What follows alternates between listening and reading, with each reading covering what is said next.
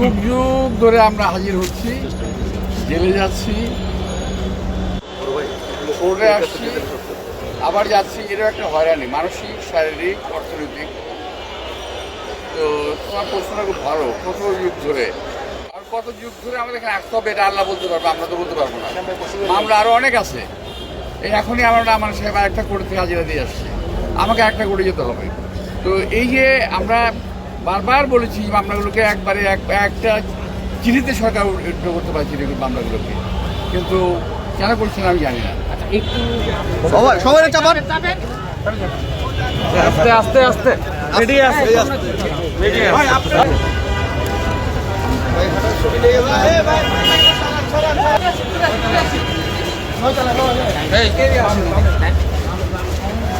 আমরা একটু রূপগুলা মামলাটা ছিল ভুয়া। আমরা একটা রেডি করে আসছিলাম আমাদের অডিও অফিস থেকে।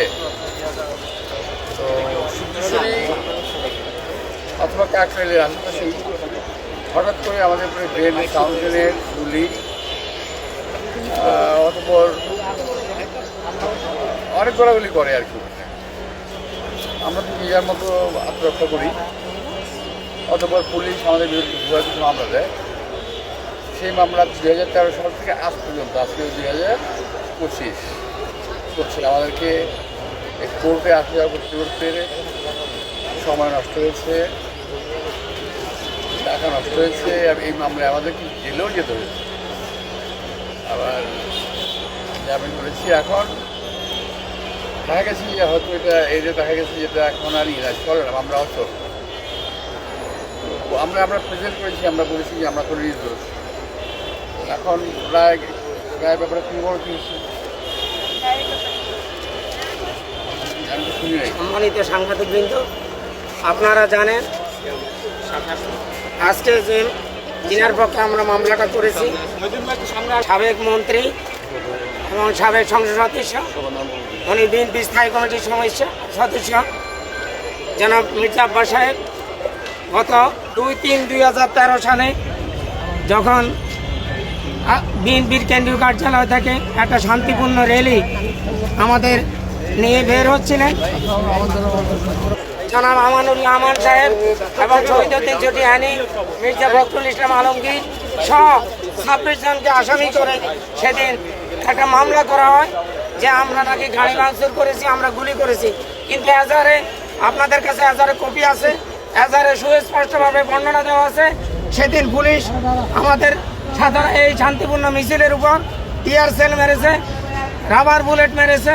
আর সেই রাবার বুলেটের অংশবিশেষ সেদিন তারা অত্যন্ত পরিকল্পিতভাবে মির্জা আব্বাসকে দমাই রাখার জন্য আমানুল্লাহ আমান সহ বিএনপির কেন্দ্রীয় নেতৃবৃন্দ, শহীদুদ্দিন চটিয়ানি সহ এদের সবাইকে দমিয়ে রাখার জন্যই একটা মামলা করা হয়।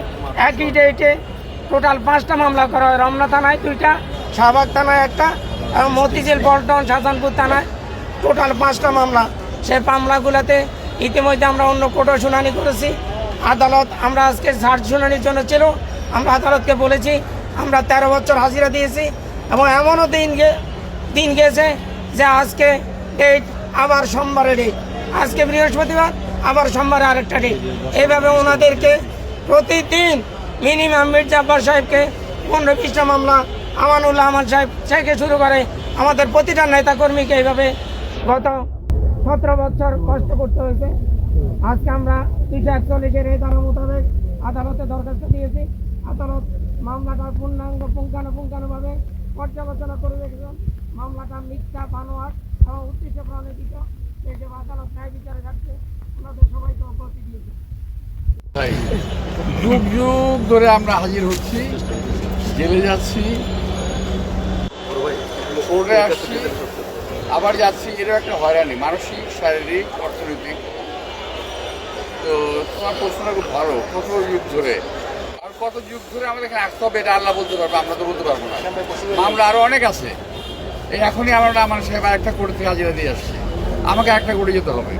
তো এই যে আমরা বারবার বলেছি মামলাগুলোকে একবারে একটা চিঠিতে সরকার উঠে করতে পারছি মামলাগুলোকে, কিন্তু কেন করছেন আমি জানি না।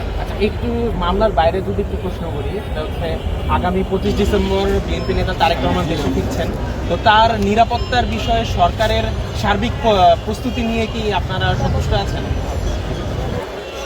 সরকারের তো আমি বলতে পারবো না, আমাদের ব্যবস্থা আমরা করছি।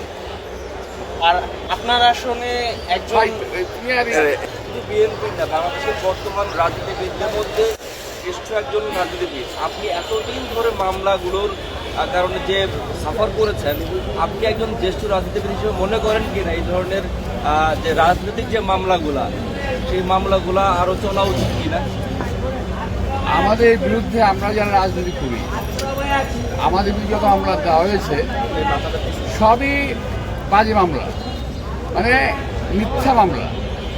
আমি আশা করেছিলাম যে সরকার যেদিন পরিবর্তন হলো, নতুন সরকার একটা অর্ডারের মাধ্যমে সকল মামলা প্রত্যাহার করে নিতে পারত, কেন করে নাই এটা আমার কাছে প্রশ্ন করতে। আপনারা সরকারে এলে আপনারা কী করবেন পরবর্তীতে? আগে সরকারে যাই তো দেখা যায় আল্লাহ ভরসা। ওকে বস, শেষ করেন বস। ওকে।